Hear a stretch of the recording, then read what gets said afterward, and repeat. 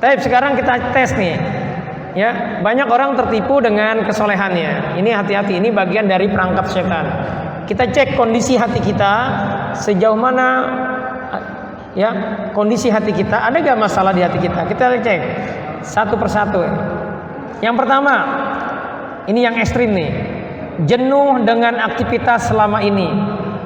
Ini kebanyakan emak-emak ini, merasa ngurusin anak itu nggak keren, merasa ya ngelayanin suami itu bosen. Apalagi kalau suaminya bikin salah, udah ujian bener buat ibu-ibu tuh ngelayanin suami gitu. Jadi kalau kita bosen dengan aktivitas selama ini, itu tanda jiwa masalah. Banyak kok orang kehilangan substansi dalam kehidupannya. Bapak-bapak udah mulai malas kerja, hati-hati Pak. Padahal nyari nafkah itu Pak, nyari nafkah itu bisa menggugurkan dosa yang tidak gugur dengan istighfar kita.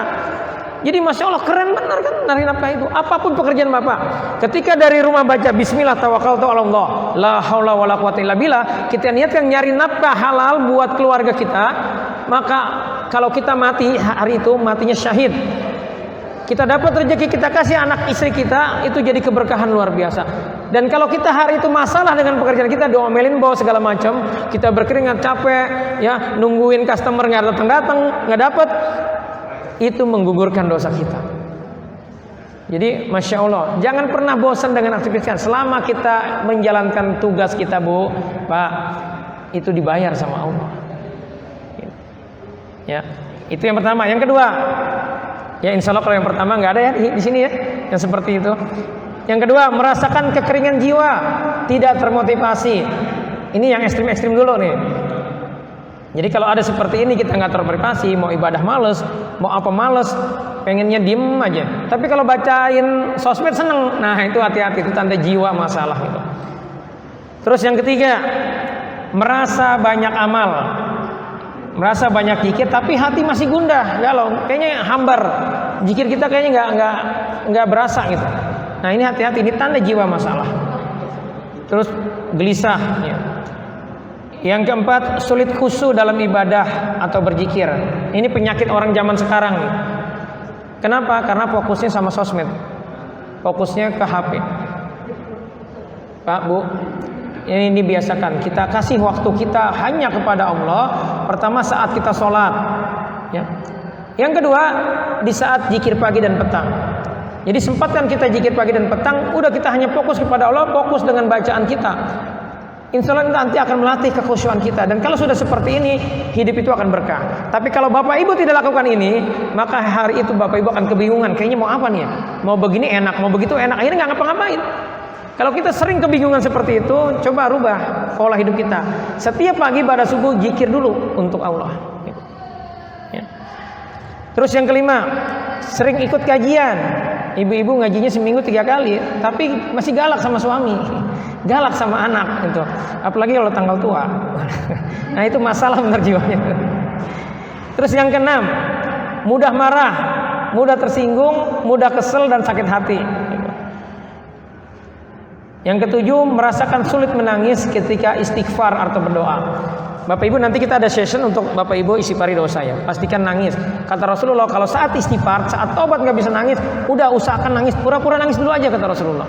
Supaya kita terangsang akhirnya untuk bisa nangis.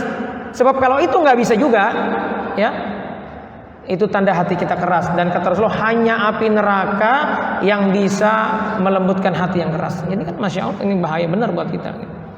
Ya. Jadi orang beriman itu takut sama Allah. Tanda ketakutannya itu adalah dia nangis ya, dengan dosa-dosanya. Ya. Nah, memang ujian setan itu kita fokusnya sama amal kita, merasa udah soleh aja, merasa udah baik aja. Ya. Jadi kalau hari ini ya ada yang sulit nangis, terutama saat istighfar dosa, saat qiyamul lail, ya, saat berduaan sama Allah sulit nangis, ini hati-hati waspada, jiwa kita lagi masalah. Selanjutnya, yang ke-8, mudah suudzon atau berprasangka negatif dengan orang lain. Ngelihat orang itu bawaannya udah negatif aja. Ya. Jadi selalu punya sisi asumsi negatif. Nah ini hati-hati, ini permainan setan. Orang sepertinya akan teraduk-aduk terus perasaannya gitu. Yang ke-9, mudah kecewa jika tidak sesuai harapan. Ini hati-hati. Orang zaman sekarang itu fokus sama hasil. Padahal ya Allah tidak pernah melihat hasil. Bu, Pak, di dunia ini tidak ada yang kebetulan. Kita nggak paham ini, kecewa terus kita urusannya sama Allah, sama takdir maksudnya. Jadi orang beriman itu, orang Islam itu harus maksimalkan ikhtiar, ya harus tawakal. Maksudnya apa sih tawakal itu? Maksimalkan ikhtiar, hasil kita serahkan kepada Allah. Ya, jadi jangan pernah kecewa dengan keadaan. Karena kalau kita model orang seperti ini bakal kecewa terus. Ya. Jadi udah memang takdirnya seperti ini. Kalau hari mau berangkat hujan, jangan bilang ya hujan. Udah hujan kita berangkat, cari akal aja gimana caranya. Gitu. Ya. Tetapi jangan dipahami untuk kita bermalas-malasan karena memang sudah ditakdirkan sama Allah. Kalau kaya kan takdirnya kaya, ngapain saya bekerja? Ya, nggak begitu. Ya, itu namanya malas itu. Jadi kita maksimalkan ikhtiar. Kemarin saya sudah jelaskan bulan lalu tentang kisah Nabi Nuh. Nabi Nuh itu dakwahnya bukan lama, tapi lama banget. Kata Allah 1000 tahun dikurang 50, 950 tahun. Tetapi pengikutnya hanya 80 orang. Di riwayat lain dikatakan ada hanya 100 orang. Bayangin 950 tahun berdakwah cuma dapat 100 orang. Kalau bahasa kita ngapain aja loh gitu. Tetapi kata Allah di surat Nuh itu dikatakan bahwa Nabi Nuh itu dakwahnya bukan cuma Senin sampai Jumat, tetapi apa? Laila wan nahar. Kalau kita kan aktif dakwahnya cuma Sabtu Minggu, Senin sampai Jumat nyari duit, ya. Nabi Nuh itu dakwahnya siang malam, dipuji sama Allah. Tetapi kok hasilnya dikit? Karena urusan hasil itu hak prerogatif Allah. Jadi jangan pernah sombong kita. Jangan kayak Korun. Korun itu Bapak Ibu dijungkir balikin sama Allah gara-gara sombong, gara-gara cuma ngomong begini nih, innama utituhu ala ilmi indi. Aku itu bisa keren nih, bisa kaya, ya kata Korun, gara-gara aku melakukan apa? Gara-gara aku jago bisnis. Gara-gara aku tuh punya ilmunya gitu. Bapak Ibu kalau sering kali ngomong nih, kalau bukan karena gue nih, nggak bakal bisa begini nih. Nah, hati-hati tuh. Itu mirip-mirip Korun. Bapak Ibu akan disempitkan sama Allah. Pasti akan seperti lingkaran setan. Jadi jangan pernah kita merasa bangga dengan capaian-capaian kita, juga jangan sedih dengan ujian yang Allah berikan kepada kita. Jadi kata kuncinya adalah apa? Ridho dalam hidup. Yang hilang dari orang zaman sekarang gara-gara subat pemikiran, kita kena jargon pemikirannya Yahudi adalah kita belum ridho 100% terhadap takdir kita. Yang Allah mau terhadap takdir itu adalah ahsanu amala, bersikap terbaik terhadap takdir Allah. Karena sesungguhnya kita itu nggak bisa apa-apa. Makanya jangan bangga ketika dimudahkan mendapat capaian-capaian kehidupan. Jangan sedih ketika kita sedang diuji dengan kena PHK, nyari duit sulit sekarang ini, kena ujian penyakit. Nggak usah sedih, ya. Karena Allah sendiri yang bilang wala tahinu, jangan minder, jangan merasa hina, wala tahzanu, jangan sedih kata Allah. Antumul a'launa in kuntum mu'minin. Engkau orang yang tinggi derajatnya, kita tuh keren di sisi Allah kalau kita yakin kepada Allah. Kesalahan orang-orang yang belum ridho dengan takdirnya adalah merasa Allah itu nggak beres ngatur kehidupan gitu. Kita menganggap Allah itu tidur. Ini hati-hati ya. Jadi kalau kita seringkali kecewa dengan hasil, dengan keadaan, dengan takdir, maka itu ngasih ruang sama setan, diaduk-aduk terus perasaan kita. Kata Rasulullah kan ada 3 amalan yang ini dibalasnya pahalanya besar sekali, tidak bisa ditimbang dengan timbangan Allah. Yang pertama puasa Ramadan. Yang kedua ridho dengan takdir Allah, apapun itu. Apapun itu. Kita ridho dengan takdir Allah. Apa sih ciri orang ridho? Enggak ngeluh, enggak ngungkit-ngungkit, enggak kesel, ya. Yang ketiga, yang amalannya besar adalah mau memaafkan kesalahan orang lain. Jadi memaafkan kesalahan orang lain itu kebutuhan kita.